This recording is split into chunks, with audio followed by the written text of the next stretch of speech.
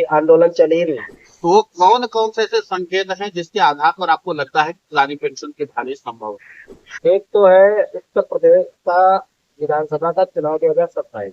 दूसरी बात यह है कि सरकार ने कई बदलाव किए हैं कर्मचारियों के फेवर में, भले ही वो हमारे लिए भी नाकाफी हो, लेकिन कम से कम सरकार बार बार आंदोलनों के बाद चूंकि 2026 जो है वो महत्वपूर्ण साल साबित होना चाहिए पुराने पेंशन का। है? नमस्कार, मैं हूं आपके साथ भास्कर तिवारी। नवोदित भास्कर में आप सभी दर्शकों का स्वागत है। लेकिन इसी के साथ हम आज बात करेंगे पुरानी पेंशन को लेकर। पुरानी पेंशन को लेकर के बाजार गर्म है, तमाम तरह की बातें की जा रही हैं, तमाम तरह के दावे किए जा रहे हैं और दो मांगे बहुत तेजी से निकल कर सामने आ रही हैं। पहली यह है कि हूबहू पुरानी पेंशन की बहाली।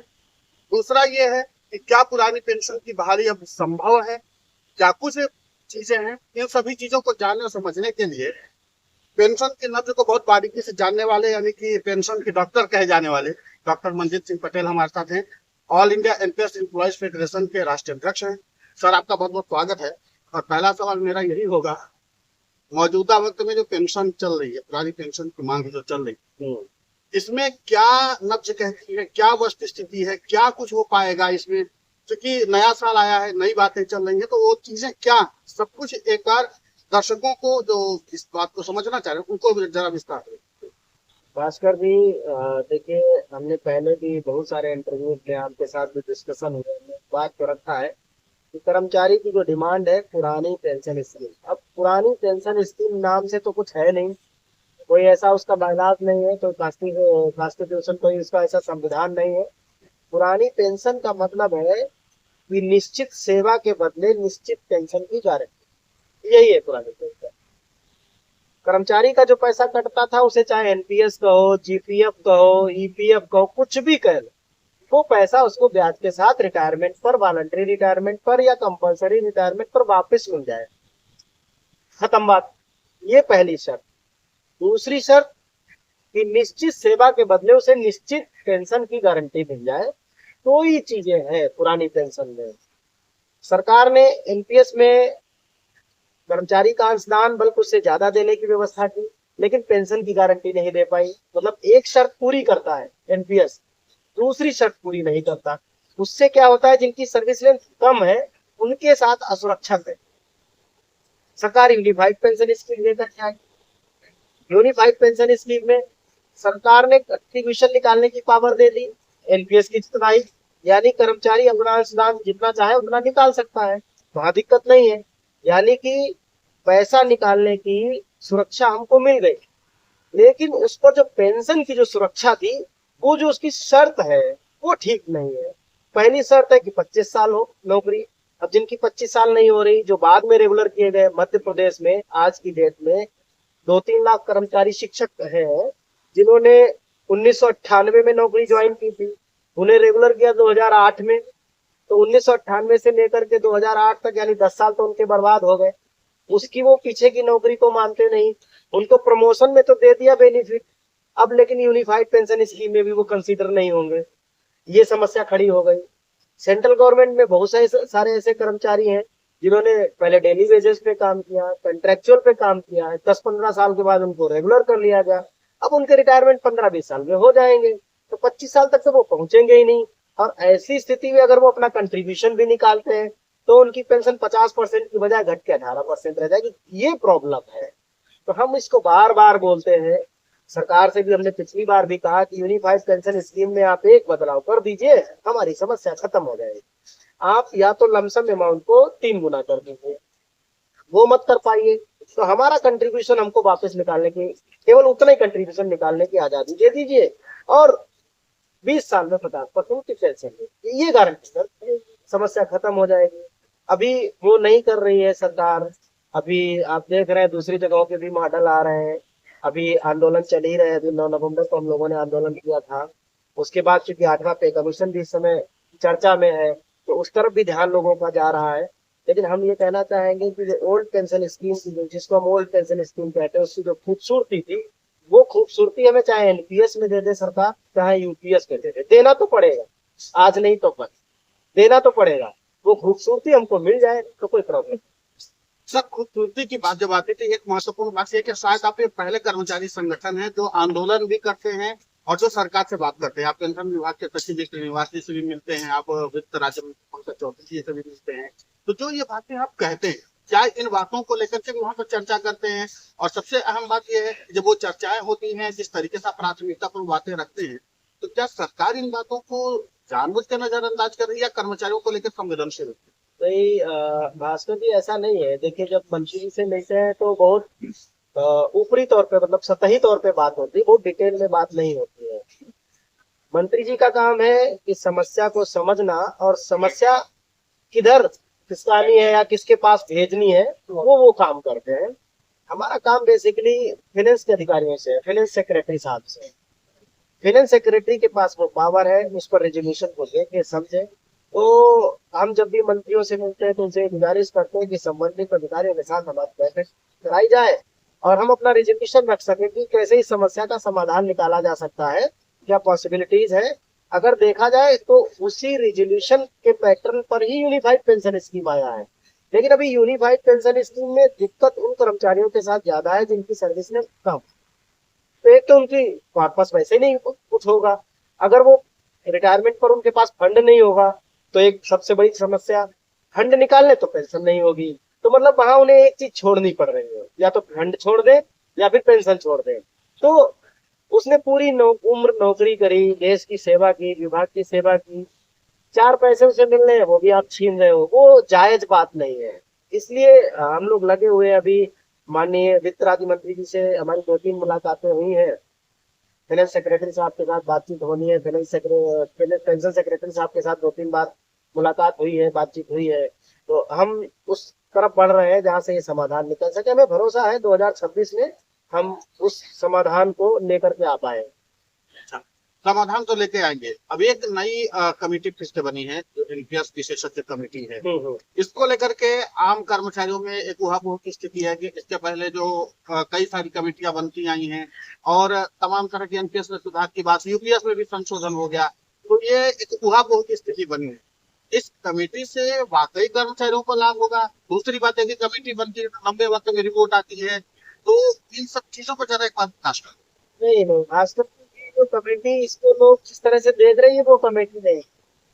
जो भी 15 सदस्यीय कमेटी का गठन 13 जनवरी को पीएफआरडीए ने किया है, ये न तो वित्त मंत्रालय ने किया है, न भारत सरकार ने किया है, न कैबिनेट ने किया है। पीएफआरडीए जो pension fund regulatory and development authority है, उसने एक 15 सदस्यीय कमेटी बनाई है। वो इसलिए नहीं है कि एनपीएस या यूपीएस के ढांचे में कोई परिवर्तन किया जाए, इसके लिए नहीं है वो, बल्कि इसके लिए है कि जो संविधान, मतलब जो एनपीएस या यूपीएस में जो बदलाव किए गए थे, जो ड्राफ्ट आया था 19 मार्च को, जिसे 1 अप्रैल से लागू किया गया था, उस ड्राफ्ट के मुताबिक लोगों को सुरक्षित पे आउट कैसे दिया जाए, उसका सिस्टम कैसे डेवलप किया जाए। क्योंकि अभी तो प्रॉब्लम चल रही है, अभी तो लोगों को मिलना शुरू नहीं हुआ। या फिर जो पैसा इन्वेस्टमेंट हो रहा है उस पैसे पर एश्योर्ड रिटर्न कैसे आए, इसको लेकर के वो उस सिस्टम को डेवलप करने के लिए, उस सिस्टम को वर्क कैसे करे, उसमें क्या क्या चीजें बदली जानी चाहिए, उस पर काम करेगी ये कमेटी। ये कमेटी एनपीएस या यूपीएस में कोई ढांचागत बदलाव नहीं करेगी कि ये पेंशन का कोई संशोधन लेकर के आ जाए, ये उसके लिए नहीं है। ये एक तरह की इंटरनल कमेटी है। अभी लोग समझ रहे हैं कि पीएफआरडी ने एक नई कमेटी का गठन कर दिया है, अब कुछ नया आएगा, ऐसा कुछ नहीं है। वो इस सिस्टम को देखेगी कि पीएफआरडीए या एनएसडीएल सीआरए ये मिल करके जो पे आउट देने का तरीका है वो कैसे लोगों तक पहुंचे, वो काम करेगी। एक तरीके से ऐसे समझ लीजिए कि जो एनपीएस का जो मैकेनिज्म है पूरा, उस मैकेनिज्म को कैसे आपके मोबाइल पर शो करें कि आपको इतना आ रहा है, इतना पैसा अगली बार आएगा, ये सब देखेगी। इसको एक तरीके से ये डिजिटल रिफॉर्मेशन है, ना कि ये पेंशन के मतलब जो एनपीएस के या यूपीएस के या अटल पेंशन योजना के या कोई और योजना के ढांचागत बदलाव को करने के लिए, ऐसे उसके लिए नहीं है ये कमेटी। तो अभी तो जो यूपीएस आया था उसकी डेट भी खत्म हो गई, तो वो तो अब केवल नए कर्मचारी जो आएंगे यूपीएस में उनके लिए ओपन है। बाकी किसी के लिए एनपीएस और यूपीएस ओपन नहीं है, केवल एनपीएस एज इट इज चल रहा है। तो अभी हमारी डिमांड है जितनी चल रही है, उसमें जब भी बदलाव होंगे तो उसके लिए सरकार कोई कमेटी है, सरकार कोई डिसीजन लेगी, जो पॉलिसी मेकर्स जो है वो जब बदलाव करेंगे तब बदलाव। एक महत्वपूर्ण बात है यूनिफाइड पेंशन स्कीम को लेकर। लगभग जो लास्ट इसकी जो डिटेल आई, 1,23,123 सरकारी कर्मचारियों ने यूनिफाइड पेंशन स्कीम को स्वीकार किया। थोड़ा बहुत संख्या कम अधिक हो पाई, लेकिन जो अंतिम रिपोर्ट थी वो यही यूनिफाइड पेंशन स्कीम। और जो तमिलनाडु कैप्स आई, तमिलनाडु पेंशन, आगे बढ़ रहा क्या है ऐसा लगता है कि दोनों टैक्स के प्रावधान यूनिफाइड पेंशन स्कीम में लागू के सरकारी कर्मचारियों की मांगों को पूरा किया जा सके, जिसका दावा तमिलनाडु की सरकार कर रही है। ये 6 जनवरी को जो कर्मचारी आंदोलन थे उससे पहले ही उन्होंने कहा कि पेंशन योजना लाई और कर्मचारियों ने आंदोलन बंद। क्या टैक्स अगर एक प्रावधान ले यूपीएस तो टैक्स जो तमिलनाडु अश्योर्ड पेंशन स्कीम है, तो वो तो अभी मार्केट में आई ही नहीं है, अभी उसका ड्राफ्ट ही नहीं आया है। अभी बस उन्होंने एक छोटा सा, मतलब सरकार की तरफ से एक आदेश टाइप से जारी किया है, या जिसे आप कह सकते हैं कि वो उसकी मतलब प्रिएम्बल टाइप की है, मतलब एक पूर्व सूचना है कि हम आपको क्या देने वाले हैं। उसमें उन्होंने ये कहा है कि तमिलनाडु जो सरकार है वो एश्योर्ड पेंशन देगी। अब तमिलनाडु में आप समझिए, जो पुरानी पेंशन स्कीम है, मतलब तमिलनाडु में जो सीपीएस चल रही है 2003 से सीपीएस चल रही है वहां पे, उससे पहले की जिस व्यवस्था को हम जिसको ओपीएस कहते हैं, तो तमिलनाडु में 50% पेंशन की गारंटी 30 साल की सेवा के बाद है, 20 साल या 25 साल नहीं है। तो उस लिहाज से तो यूपीएस उससे अच्छी है, क्योंकि वो 25 साल में 50% पेंशन देने की बात कर रही है। उन्होंने अंतिम 12 महीनों की बेसिक की जगह अंतिम सैलरी का 50% कहा है, लेकिन ये नहीं बताया है कि कितने सालों की सेवा के बाद। ये अभी छुपा हुआ है, ये जब तक ड्राफ्ट नहीं आ जाता तब तक नहीं पता चलेगा। अभी ये भी नहीं बताया है कि वो 50% पेंशन देंगे तो कितना कंट्रीब्यूशन कर्मचारी का ले लेंगे, जो हर महीने 10% कट रहा है उसको उन्होंने बंद करने की बात नहीं कही है, वो बंद नहीं होगा, वो एज इट इज चलता रहेगा। उसमें से वो कितना लेंगे ये भी नहीं बताया है। ये जब तक फाइनल ड्राफ्ट नहीं आ जाता तब तक नहीं पता चलेगा। तो अभी टीएपीएस को एनपीएस या यूपीएस से तुलना करना मुझे लग रहा है कि जल्दबाजी होगी। एक बात तो तय है, ये ओपीएस और यूपीएस के बीच का हाइब्रिड मॉडल होगा। कुछ थोड़ा बहुत कम ज्यादा करेंगे, जैसे एक अंतर दिख रहा है, अंतिम 12 महीनों के एवरेज की बजाय उन्होंने कह दिया कि अंतिम बेसिक का देंगे। एक बदलाव तो दिख ही रहा है। और बाकी एक उन्होंने अच्छी शुरुआत की, उन्होंने कहा है कि जो तमिलनाडु के सरकारी कर्मचारी हैं उनको भी ग्रेच्युटी मिलेगी। आप सोचिए कि 2026 में बैठे हम, और वहां 2003 में एनपीएस लागू हो गया था, उन कर्मचारियों को रिटायरमेंट पर ग्रेच्युटी मिली, डेथ ग्रेच्युटी भी नहीं थी, एक्स ग्रेसिया भी नहीं था। ये पहली बार वो शुरू कर रहे हैं, तो ये एक अच्छा स्टेप है कि कम से कम वो एश्योर्ड पेंशन स्कीम की तरफ बढ़ रहे हैं। एक बात और है, अब जब ये सब बातें चली रही तो एक महत्वपूर्ण बात है कि ये जो बजट आने वाला है 2026, सरकारी कर्मचारियों की रिहाई से क्या क्या डिमांड आगे आनी चाहिए और क्या कुछ उम्मीदें पूरी हो सकती हैं, इस पर जरा विश्लेषण करें। और पिछले 10-12 साल से अगर मैं कहूँ कि बजट में एनपीएस को लेकर के कभी कुछ नहीं है। वो बजट क्या तो पहले आ गया फिर बजट के बाद है।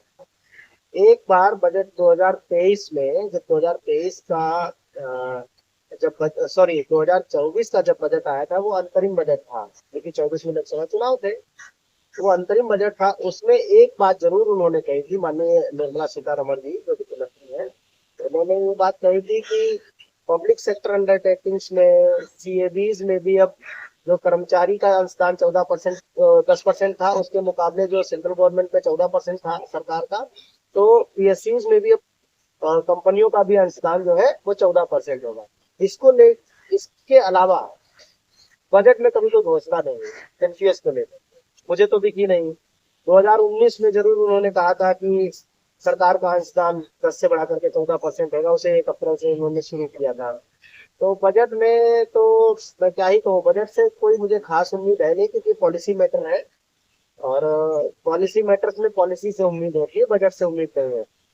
तो बजट में तो मैं ज्यादा डिटेल में नहीं जाऊंगा। पॉलिसी में बदलाव जब भी होगा तो सरकार कुछ न कुछ एक्शन लेगी, कोई कमेटी बनाएगी, तो उस तरह से पॉलिसी में बदलाव। जब आप इस बात को कहते हैं कि 2026 में पुरानी पेंशन की बहाली संभव है, तो कौन कौन से ऐसे संकेत हैं जिसके आधार पर आपको लगता है कि पुरानी पेंशन की बहाली संभव है?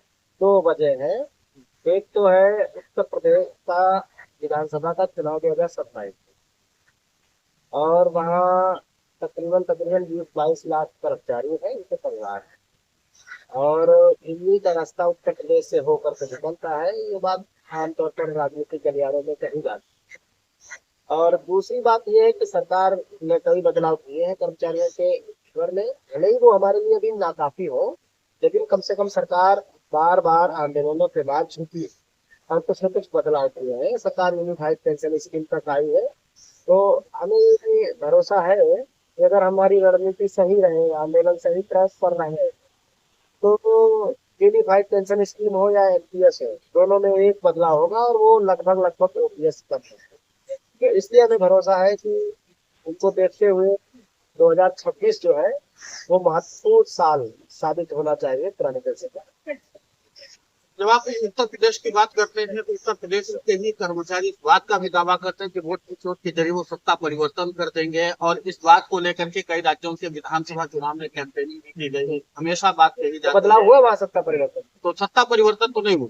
अब एक चीज ये महत्वपूर्ण बात यह है कि जब उत्तर प्रदेश की बात आती है, उत्तर प्रदेश में जैसे आपने कर्मचारियों की तादाद की बात कही 20-22 लाख हैं, तो क्या लगता है कि ये कर्मचारियों को वोट की चोट वाला फैक्टर कभी दिखेगा या ये सिर्फ ये एकदम बकवास बात है। सत्ता परिवर्तन ये बात वो कहते हैं जिनको पॉलिटिकल पार्टीज में इंटरेस्ट है।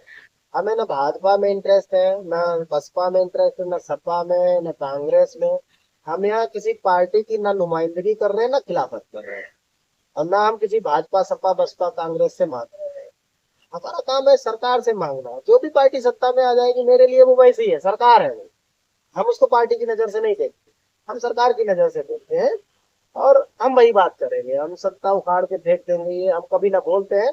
लेकिन हाँ, वर्तमान जो पार्टी होती है, तो जब एक बड़ा वर्ग नाराज होता है तो उसको कंसोल करने के लिए कुछ ना कुछ स्टेप उठाती है। अब जैसे पे कमीशन आप देख रहे हैं कि सरकारें इसे भी कहीं ना कहीं वोट बैंक की राजनीति से जोड़ ही लेती है। दिल्ली के विधानसभा चुनावों में आगे पे कमीशन के गठन की घोषणा की गई। बिहार के चुनाव के दरमियान कमेटी बनाई गई। तो अब ऐसा लग रहा है कि उत्तर प्रदेश के चुनावों में दो खुशखबरी मिल सकती है। मतलब 27 जो चुनाव है अप्रैल में, तो उससे पहले 26 खत्म, 26 के लास्ट तक मुझे लगता है कि कुछ ऐसा करेंगे कि भाई ओल्ड पेंशन स्कीम की जो डिमांड साइट आउट हो जाए, और पे कमीशन ने भी कुछ बेहतर से बेहतर ले। पॉसिबिलिटीज है, लेकिन उसको हम ना ऐसे बोलते हैं और ना हम ऐसे दावे करते हैं। हमारा काम सरकार से मांगना है, सरकार से लड़ना है। डॉक्टर साहब एक प्रश्न बहुत चर्चा का विषय बना। हालिया वक्त में कई रिसर्च स्कॉलर ने जिक्र किया है और कई अखबारों में भी इस बात को लेकर के छापा गया। वो ये है कि इन दिनों भारत सरकार की और भारत सरकार के इतर जितनी भी राज्य सरकार है उनका लगभग 55 से 56% पैसा जो है वो पेंशन फंड और तनख्वाह में कर्मचारियों के जा रहा है, इस बात का दावा किया। और ऊपर से फीकी रेवड़ी वाला कल्चर जो चल रहा है, आप देख रहे चुनाव के वक्त में भी सीधे तो 10,000 रुपए या आ रही, कई सारी फ्री योजनाएं चलाई जा रही। तो इन सब चीजों को लेकर के आपका मूल्यांकन क्या लगता है कि दम है या सरकारें ऐसे? पेंशन कोई फ्री की रबड़ी नहीं है, और ये एकदम बकवास बात है कि 55-56% किसी राज्य में पेंशन और सैलरी का फिक्स नहीं होता है। और हम लोग महज 1% के आसपास पूरे देश में है। 140 करोड़ की आबाद है, उसमें से 1 करोड़ के आसपास सरकारी मुलाजिम होगा, वो पीएसयू और मतलब जो है सेंट्रल ऑटोनोमस बॉडी स्टेट ये सब मिला करके 7 करोड़ के आसपास है। दूसरी बात है किसी किसी राज्य में 12-14% के आसपास होगा, लेकिन ऐसा नहीं 55-56%, और ये बहुत कम है, क्योंकि ये एक ऐसा वर्ग है जो पूरे देश की योजनाओं को रद्द करता है, सरकारी सिस्टम को अमल में लाता है। तो ये कोई ऐसे फ्री की रबड़ी वाली बात नहीं है, और ये सरकार का नैतिक धर्म है, उसका कर्तव्य है। और सरकार अगर अगर ये उसका धर्म और कर्तव्य, ऐसा ऐसा नहीं कि केवल इंडिया में ही है। जहाँ लोग नौकरी नहीं करते, नौकरी छूट जाती है, वहाँ 40% पेंशन मिलती है, 50% पेंशन मिलती है। तो ये कोई नई बात नहीं है, पेंशन सिस्टम पूरी दुनिया में है। है ना, वो एक सामाजिक सुरक्षा है, बुढ़ापे की सामाजिक आर्थिक सुरक्षा है। तो ये मतलब जो है इसको इस तरह से फ्री की रबड़ी वाली बात नहीं है। और सबसे बड़ी बात है कि जिनको ये लग रहा है कि मतलब जो है कर्मचारियों को पेंशन मिल रही है, इतना खर्च हो रहा है, तो मैं बता दूं कि सरकार अगर 10% का कंट्रीब्यूशन बंद कर दे कर्मचारियों का, और अपना भी 14% का कंट्रीब्यूशन बंद कर दे, हमारा बंद करेगी तो अपना भी बंद करना पड़ेगा। तो जिस दिन बंद करेगी तो उस दिन LIC, UTI और SBI कंगाल हो जाएंगे, क्योंकि हर महीने इनके पास 12-13 हजार करोड़ रुपए हम लोगों का जाता है। तो यही नहीं चल पाएंगी, और ये जब कंगाल होंगी, जब ये चलना बंद होगी, तो लाखों करोड़ों लोगों का पैसा इसमें जो लगा है, उनके शेयर में लगा है, इक्विटी में लगा है, जो बॉन्ड्स में लगा है, वो भी धराशायी होता है। तो हमारी वजह से तो इतनी बड़ी बड़ी कंपनियां रन कर रही हैं। तो ये लोगों का देखने का नजरिया उनको बदलना पड़ेगा। हम लोगों की वजह से मार्केट बेहतर परफॉर्म कर रही है, क्योंकि इक्विटी मार्केट कैसी भी हो, लेकिन हम लोगों की जेब से 12-14 हजार करोड़ रुपए हर महीने जाना ही जाना है, वो इन्वेस्टमेंट होना ही होना है। तो एक तरीके से देखा जाए कि मार्केट की लिक्विडिटी को हम लोग इम्प्रूव कर रहे हैं, बढ़ा रहे हैं, इंक्रीज कर रहे हैं, hence तो फ्री की रेवड़ियां तो हम लोग दे रहे हैं। और हम लोगों को कितना 5-7% खर्चा है सरकार पे, जो GDP पर, तो 5-7% कोई ज्यादा नहीं है, इतना बड़ा तो है नहीं हमारा। एक जो बात तो निकल कर सामने आ रही है, क्या आपको लगता है कि अब एक बार फिर से सरकारी कर्मचारी जो हैं अपनी अपनी बातों को लेकर के एक बार राष्ट्रव्यापी तौर पर आंदोलन, आपने भी किया और एक और कर्मचारी संगठन ने दिल्ली में राष्ट्रव्यापी तौर पर आंदोलन किया। प्रश्न ये है, क्या एक दो और बड़े आंदोलन 2026 में प्रस्तावित हो सकते हैं, या लगता है कि अब सरकार इन बातों को लेकर के गंभीर है और बहुत जल्दी हमें ज्यादा आंदोलन करने की आवश्यकता है? और जैसे आंदोलन होंगे, बिना आंदोलन के तो, बिना चिल्लाए तो कुछ मिलता है नहीं। लोकतंत्र में सबसे बड़ी आवाज तो आवाम की आवाज है। ये जब सड़कों पे निकलती है, कभी दिखता है वो जंतर मंतर हो, रामलीला मैदान हो, बोट क्लब हो, कहीं भी हो, आवाज तो उठानी पड़ती है, आवाज उठाएंगे। और अभी अभी तो सर्दी बहुत थी, तो अभी लोग छुट्टी होते थे। अब हमारी बैठकें शुरू होगी फरवरी में, हमारी जम्मू कश्मीर में बैठक है, फिर उसके बाद महाराष्ट्र में कुछ बैठकें हैं। हमारी बैठकें तय हो रही है और अगला कार्यक्रम भी हम तय कर रहे हैं। हम होपफुली इस बार जो है अगस्त और के आसपास हम एक बड़ा आंदोलन फिर से करेंगे, ताकि सरकार तक जो है ये समझ ले कि हम लोग पीछे हटे नहीं, कि हमारा मुद्दा ठंडे बस्ते में नहीं गया है। अगस्त के आसपास, अभी जनवरी चल रहा है, 6-7 महीने के बाद हम एक बड़ा आंदोलन करेंगे, रामलीला मैदान से इसका आगाज करेंगे। सरकार को बताएंगे कि हमारी मांगे अभी पूरी नहीं हुई है, और अभी हम खामोश नहीं बैठे हैं। और भी जितने संगठन है, मैं तो सबको कहूंगा कि वो भी करे, संगठनों को करना चाहिए। मैं अगस्त में करूंगा, तुम जुलाई में कर लो, 2 महीने पहले कर लो, 2 महीने बाद कर लो। आंदोलन होते रहेंगे तो सरकार तक बात पहुंचती रहेगी। अब हम अगस्त में ही करेंगे, सारे लोग अगर अगस्त में ही करेंगे, तो फिर अगस्त के पहले भी ठंडा रहेगा, अगस्त के बाद भी ठंडा रहेगा। 4 महीने कोई पहले करे, 3 महीने कोई बाद भी करे, तो लगातार इस तरह से जब क्रम बना रहता है, तो सरकार तक बार बार बात पहुंचती है, आवाज पहुंचती है, तो इसके परिणाम भी अच्छे आते हैं। मध्य प्रदेश गए थे आप, मध्य प्रदेश में भी एक आंदोलन का नेतृत्व किया अभी हालिया वक्त में, 2 जनवरी 2026 को जब पूरा देश नया साल मना रहा था, तब आप गांधी जी के द्वारा पेंशन आंदोलन करने मध्य प्रदेश की राजधानी भोपाल गए थे। मध्य प्रदेश में सरकारी कर्मचारियों ने बहुत व्यापकता के साथ पुरानी पेंशन की बहाली के मुद्दे को उठाया, और सरकार की तरफ से इस बात के संकेत मिलते मिलते रह गए कि हम ओपीएस बहाली पर विचार कर। अब तत्कालीन मुख्यमंत्री थे शिवराज सिंह चौहान, उन्होंने कहा कि कर्मचारियों के हित में जहां तक तो होगा, हम इनकेस में वो संशोधन करके या सरकार, भारत सरकार से बात करके उसमें कुछ न कुछ ऐसा शामिल करें। शिवराज सिंह चौहान हटे, उसके बाद से वो बात ठंडे बस्ते में चली गई, और ये तब था जब चुनाव सर पर था। उन्होंने कहा कि कर्मचारियों को निराश नहीं करेंगे, केंद्र से बात करेंगे, समाधान निकलेगा। समाधान निकला नहीं, और आप आंदोलन भी नेतृत्व करके आए, भाषण भी देके आए। अब बताइए वस्तु स्थिति क्या? देखिए भास्कर जी, मैं तो शिवराज सिंह जी से भी पहले जा रहा हूँ, जब कमलनाथ जी वहां मुख्यमंत्री थे, उन्होंने भी यही बात कही थी। देखिए, प्रदेशों के लिए इतना आसान नहीं है कि वो कुछ कमिटमेंट ऐसा कर दे। बहुत कुछ रेवेन्यू के रेवेन्यू पे डिपेंड करता है। तो और प्रदेशों की जो परंपरा है, वो सेंट्रल गवर्नमेंट को फॉलो करने की रहेगी। जैसे central government unified pension scheme लेकर के आई, तो महाराष्ट्र ने उसको अडॉप्ट कर लिया, असम ने अडॉप्ट कर लिया, उत्तराखंड ने उसको अडॉप्ट कर लिया। हो सकता है कुछ एक और राज्य रहे हो जिन्होंने इसको अडॉप्ट किया हो। तो उसी पैटर्न पे तमिलनाडु भी आपको चलते हुए दिखाई पड़ रहा है। तो आमतौर पर ऐसा होता है, 2 जनवरी को हम गए थे, वहाँ कुछ बातें जो महत्वपूर्ण थी, वहाँ वरिष्ठता की बहाली का मुद्दा बहुत प्रमुख होता है, क्योंकि उनकी पेंशन सीधे सीधे वरिष्ठता से जुड़ी हुई है। मैंने आपको पहले ही बोला कि मध्य प्रदेश के शिक्षकों की जब भर्ती 1998 में की गई, तो उनको एक अलग पैरोल पे रखा गया। जितना पेरोल था वो डिफरेंट था। और उसके बाद 2008 में उन लोगों को रेगुलर किया, नियमित शिक्षक माना गया। हालांकि उनको पेंशन वो प्रमोशन तो दिया गया 1998 से, लेकिन उनकी जो कटौती शुरू हुई वो 2008 या उसके बाद से शुरू। अभी जो 2008 में जिसको रेगुलर किया गया, उनके रिटायरमेंट 20 साल में हो रहे हैं, किसी के 25 में हो गए, कुछ हजारों शिक्षक तो रिटायर हो चुके हैं, 2-4 साल पहले हो गए। तो उनके 2008 8 से कटौती शुरू हुई। अब सोचिए कि 2008 से जिसका रिटायरमेंट 2020 में हो गया, तो 12 साल मिली नौकरी। 12 साल में तो 12 लाख रुपए भी नहीं हो पाए। और 12 लाख रुपए अगर हुए भी, तो 4-5 लाख रुपए की जो पेंशन बनेगी, 5 लाख रुपए पर 2,000 रुपए की पेंशन बनेगी, 2,000-2,200। तो आप सोचिए कि उनकी सबसे बड़ी समस्या ये है कि उनकी पेंशन की कैलकुलेशन 1998 से होने, जब उनको प्रमोशन में 1998 से कंसीडर किया गया, तो उनको पेंशन के लिए भी 1998 से क्वालिफाई माना जाना चाहिए, जिसकी वजह से गड़बड़ी आई। अब तक यूनिफाइड पेंशन स्कीम नहीं आई, अभी भी वहां यूनिफाइड पेंशन नहीं आई है। पुरानी पेंशन बहाली का सपना तो अभी उससे भी दूर है। तो इस लिहाज से हम इस मुद्दे को लेकर के गए थे। उनकी पेंशन के लिए जो गणना है वो भी 1998 से है, ना कि 2008 से। एक मुद्दा तो ये। दूसरा उनका एक ये अटेंडेंस का मुद्दा था, क्योंकि आप कहते हैं मध्य प्रदेश तो दिल्ली जैसा नहीं 50 किलोमीटर में बसा हुआ हो, 500-700 किलोमीटर के दायरे में वो बसा हुआ है। और नदियों के बीच से, नालों के बीच से होकर के निकलता है, पहाड़ों के बीच से जाने पड़ते हैं स्कूल्स में।